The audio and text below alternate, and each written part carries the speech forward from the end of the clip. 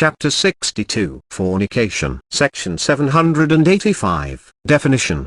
At common law, fornication is illicit sexual intercourse between a man and an unmarried woman, and was not indictable by the ecclesiastical law. Any illicit sexual intercourse on the part of an unmarried person was fornication and punishable by ecclesiastical courts. By statute in many states, fornication is a misdemeanor, in most states the offense being distinguished from adultery because committed by an unmarried person. In Georgia, all illicit intercourse is made criminal, it being adultery if both parties are married, adultery and fornication if one only is married, fornication if both are single. The punishable common law offense was that of the habitual living together of a man and woman, neither of whom was married. It is thus seen that the common law distinction between fornication and adultery is that the former is intercourse by a man with an unmarried woman, the latter intercourse by a man with a married woman. Section 786. What must be shown to convict?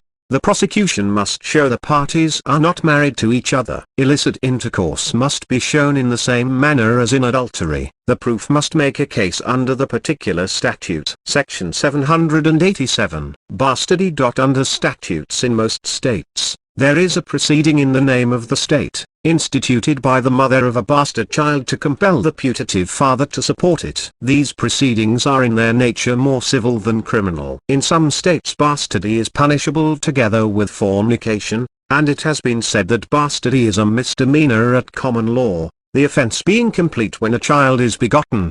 The prosecuting witness in bastardy proceedings is a party to the proceedings. The mother of a bastard child may compromise and settle with the reputed father her claim for damages against him, but to preclude the prosecution of a bastardy proceeding the contract must be fair, free from fraud, and founded upon a sufficient consideration. In a bastardy proceeding the prosecutrix is a competent witness as to the paternity of the child. Moreover, the statement of the prosecutrix herself that she continued to accuse the defendant during her travail has been held admissible. Evidence of the mother's previous unchastity is admissible, but it must be restricted to her credibility and to the question of the paternity of the child. Section 788. Presumption of legitimacy. Burden of proof. The law presumes a child born in wedlock to be legitimate, but such presumption may be rebutted by facts and circumstances showing that the husband could not have been the father, as that he was impotent or could not have had access. Where access is either admitted or opportunity for it is reasonably certain from the evidence,